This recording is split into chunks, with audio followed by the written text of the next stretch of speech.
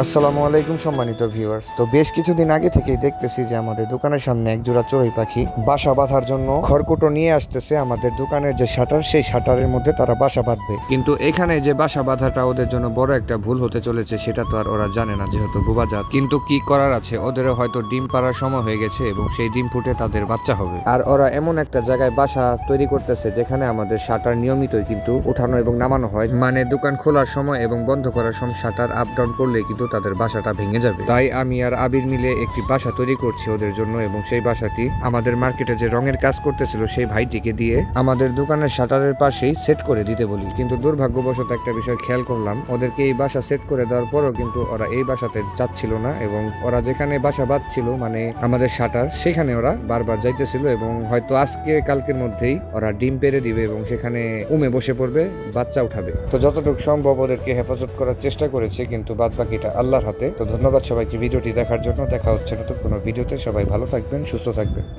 আসসালামু আলাইকুম ওয়া রাহমাতুল্লাহি ওয়া বারাকাতুহু।